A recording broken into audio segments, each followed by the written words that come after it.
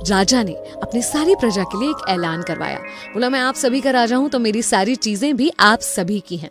कल सुबह 8 बजे महल के द्वार खोले जाएंगे और सारी प्रजा महल में आमंत्रित है। जो जिस चीज को सबसे पहले हाथ लगा देगा वो चीज उसकी हो जाएगी।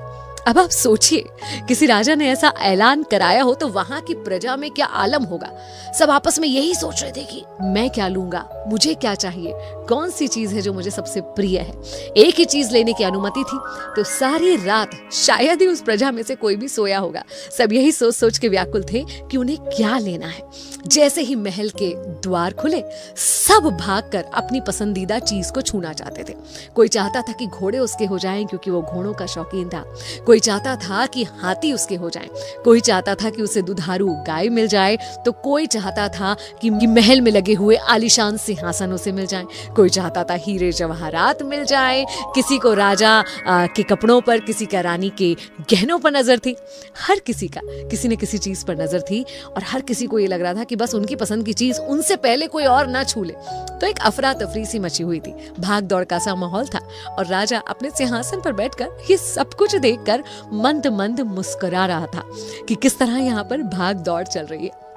इतने में सबके बीच एक छोटी सी बच्ची धीरे धीरे अपने डगमगाए कदमों से चलती हुई राजा की तरफ आ रही थी। राजा ने उसे देखा, थोड़ी हैरानी हुई, मगर उन्हें लगा कि बच्ची छोटी है, हो सकता है मुझसे कुछ पूछने आ रही हो। लेकिन उस लड़की ने तो कुछ अलग ही किया। आई और आकर सीधे राजा की गोदी में बैठ गई।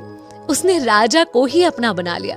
तो जब राजा उसका हो गया तो राजा की सारी चीजें भी उसी बच्ची की हो गई। बाकी सारे लोग हैरान रह गए कि उनने इस बारे में क्यों नहीं सोचा। जो गलती बाकी लोगों ने की, हम और आप भी रोज वो गलती कर रहे होते हैं। ईश्वर से चाहना और ईश्वर को चाहना, इन दोनों चीजों में बहुत फर्क होता है।